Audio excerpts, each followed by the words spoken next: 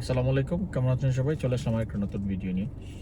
সার্বিয়ার ভিসা নিয়ে আজকে কিছু কথা বলি। সার্বিয়ার ভিসার বর্তমানে অনেকে অনলাইন অ্যাপ্রুভাল পাচ্ছে। এই কয়টা ভিসা রিসিভ করে ফেলছি, ওই কয়টা ভিসা রিসিভ করে ফেলছি। অন্যান্য দেশ থেকে বলতে পারি আপনার যে দেশগুলো থেকে এখন সচরাচর কিছু কান্ট্রির ভিসা হচ্ছে, সিঙ্গাপুর, মালয়েশিয়া, কুয়েত এইসব কান্ট্রি থেকে হইতেছে। কিন্তু বাংলাদেশ থেকে যেই ভিসা কপিগুলো মাঝে মধ্যে আমি রিসিভ করি, সেগুলো প্রায় আপনার ফেক ভিসা হয়ে থাকে। আজকে সার্বিয়ার ভিসা নিয়ে কিছু কথা বলি। সার্বিয়ার ভিসা হইতেছে, অনলাইন হইতেছে, কত কিছু বাংলাদেশ থেকে হয়ে যেতেছে।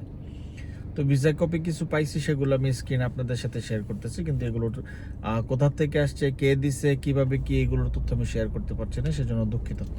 কারণ ব্রোকাররা কিভাবে ভিসা দেয়, কি করে না করে, ইতিপূর্বে আপনাদেরকে অনেক ভিডিওতে সেটা আমি জানানোর চেষ্টা করেছি। এই যে ভিসাগুলো দেখতেছেন এখানে, আমি কিন্তু অনেকটা ব্লার করে দিছি যাত্রীর তথ্য, কারণ সঙ্গতির কারণে এগুলো শেয়ার করতে পারছি না যাত্রীর তথ্য। এই ভিসাগুলো সম্পূর্ণ ফেক ভিসা। এগুলো আপনার কিভাবে করে দিছে, কোথা থেকে করে দিছে, মানে এগুলো তো সবারই জানা।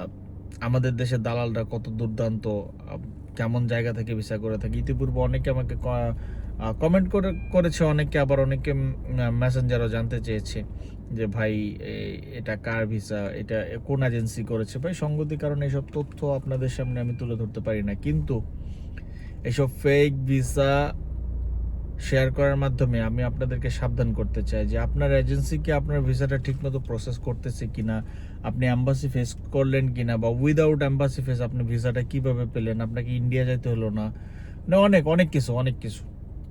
মানে আপনি রীতিমতো একটা হিস্টোরি হচ্ছে যে আপনি ঘরে বসে থেকে ঘুমায় ঘুমায় আপনি ভিসা রিসিভ করলেন আপনার পাসপোর্টে, অথচ আপনার এই পাসপোর্টে যে ভিসাটা দিল, সে আপনাকে এটা দিয়ে আদৌ ফ্লাইট করাইতে পারবে কিনা, এই ভিসাটা দিয়ে আপনি আদৌ যাইতে পারবেন কিনা, এয়ারপোর্ট থেকে ডিপোর্ট হবেন না, রিটার্ন হবেন না। আপনাকে দেখা গেছে বাংলাদেশ অনেক সময় এরকম হয়, ফেক ভিসা দিয়ে বিগত সময় একটা কন্টেন্ট আমি শেয়ার করেছি, পর্তুগালের ফেক ভিসা দিয়ে তারা অরিজিনাল ম্যান পাওয়ার করে নিয়ে আসছে। এখন অরিজিনাল ম্যান পাওয়ার করার পরে তাকে ফ্লাইট করাতে পারে না। অনেক সময় এরকমও হয় যে বাংলাদেশ এয়ারপোর্ট কন্ট্রাক্ট করে, ওরা কি করে, ইমিগ্রেশন কন্ট্রাক্ট করে আপনার লোকটাকে উঠায় দেয় ঠিকই, কিন্তু সেই দেশের যে দেশে সে যাবে, সাপোজ ধরেন সার্বিয়া, পর্তুগাল, যে কোনো দেশই হোক, সেই দেশের এয়ারপোর্টে গিয়ে সে ধরা খাচ্ছে যে আপনার ভিসাটি ফেক। এইরকম অহরহ হিস্টোরি আছে। আপনার কেউ শেয়ার করে, কেউ শেয়ার করে না। কিন্তু আমি সঙ্গত কারণে আপনার সকল তথ্য শেয়ার করতে পারি না, কারণ সবারই সিকিউরিটির প্রয়োজন আছে। আপনাকে ব্রোকারদের হাত অনেক বড়, তারা করতে পারে না এমন কোনো কাজ নেই, আপনার কাছ থেকে যত টাকা হাতাইতে পারে।